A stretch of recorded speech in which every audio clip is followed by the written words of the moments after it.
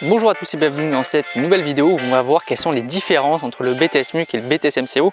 C'est une question que beaucoup d'entre vous êtes en train de vous poser. Est-ce qu'il y a vraiment une grosse différence entre ces deux BTS? Donc je vais répondre à cette question dans cette vidéo. N'oubliez pas de vous abonner à la chaîne YouTube si ce n'est pas déjà fait et d'aller voir toutes les précédentes vidéos sur le BTS MUC ou sur le BTS MCO ou les différents cours si vous voulez évidemment gagner du temps et réussir votre BTS. Donc juste pour un petit rappel, moi j'ai fait mon BTS MUC donc 2016 à 2018, donc à cette époque là c'était le BTS MUC et donc du coup en 2019 a été lancé le BTS MCO. Donc de 2019 à 2020 donc c'était la dernière session de BTS MUC et justement là où c'était un peu plus compliqué c'était que ceux qui étaient en deuxième année de BTS MUC passaient le BTS MUC et à ce même moment il y avait les premières années qui rentraient en BTS MCO. C'était une petite passerelle qui est un peu compliquée des fois à comprendre, même au niveau des épreuves, un peu complexe, mais après ça sera que du BTS MCO. Et donc à ce moment-là, moi je faisais mon BTS MUC et du coup le programme de BTS MCO est tombé. Donc je l'ai regardé de manière très précise, vraiment en détail, pour pouvoir déjà d'une part adapter mes différents cours que je propose sur le site, qui sont disponibles en description, puisque forcément s'ils changent de nom de diplôme, c'est qu'il y a forcément des changements. Donc les cours, il a fallu justement tous les retravailler, ce qui est déjà fait et ce qui est en cours de finition justement. Et donc, quelle est la principale différence entre le BTS MCO et BTS MUC? Alors déjà, la première chose, c'est qu'auparavant, avec le BTS MUC, on pouvait prétendre à être manager titulaire directement en sortie de BTS MUC.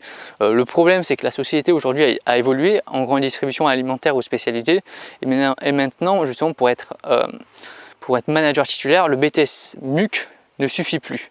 Il faut au moins un Bac+3.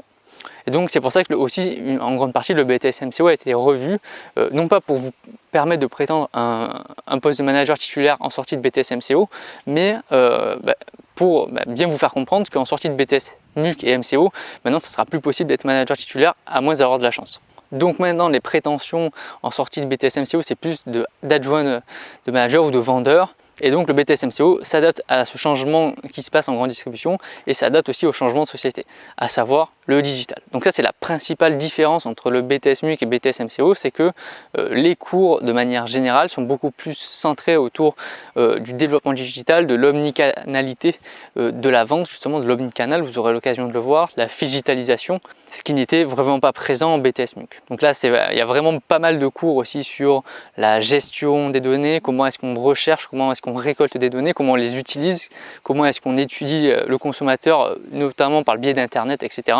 Donc ça c'est vraiment des cours nouveaux qui sont arrivés en BTS MCO qui n'étaient pas présents en BTS MUC et c'est lié notamment au changement du comportement du consommateur qui est beaucoup plus tourné vers l'internet forcément.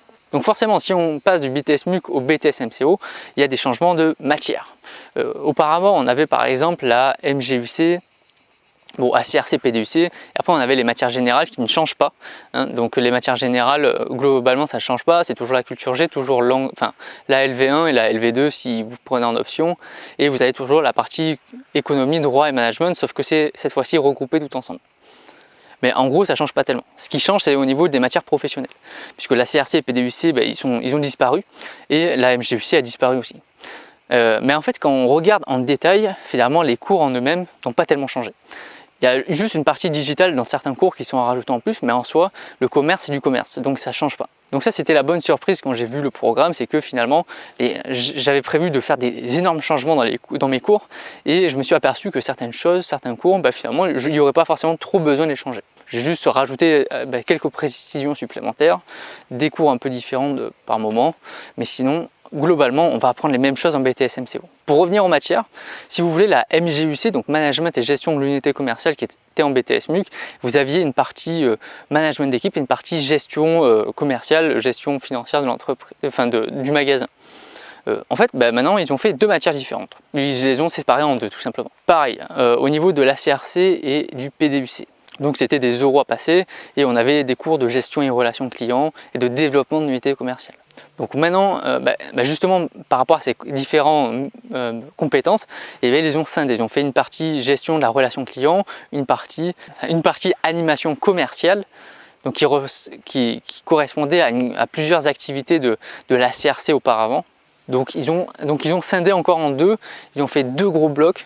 Et donc au final on se retrouve à 4 blocs d'unités d'enseignement en BTS MCO qui regrouper aussi ce qu'il y avait en BTS MUC, sauf qu'ils les ont juste répartis différemment. Donc en soi, le BTS MCO, il n'y a pas de changement majeur. Le principal changement, comme je vous ai dit, c'est vraiment l'aspect digital et l'aspect omnicanal à prendre en compte maintenant. Donc ce sont vraiment des cours supplémentaires, des cours qui ont été réajustés, mais en soi, c'est à peu près la même chose de ce qui se passait avant.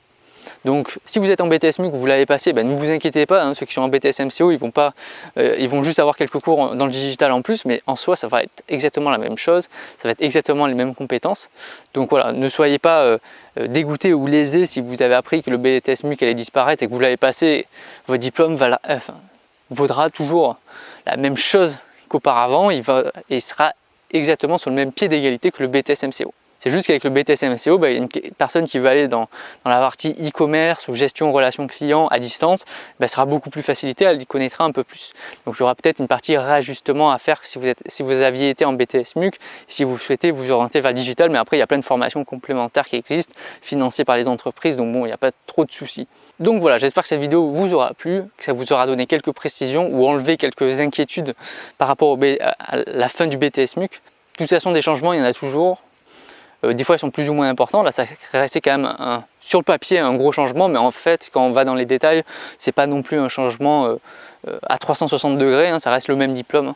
On se retrouve très bientôt pour une nouvelle vidéo, n'oubliez pas de vous abonner si ce n'est pas déjà fait. Et évidemment ceux qui sont en BTS MUC, vous avez tous les cours, les fiches de révision, les dossiers qui sont disponibles sur le site. Et ceux qui sont en BTS MCO, c'est pareil, vous avez, donc maintenant il y a deux parties sur le site, BTS MUC et BTS MCO, donc vous avez pareil les cours, les fiches de révision qui sont disponibles sur le site. Sur ce, on se retrouve très bientôt pour une nouvelle vidéo. Allez, à bientôt. Bye.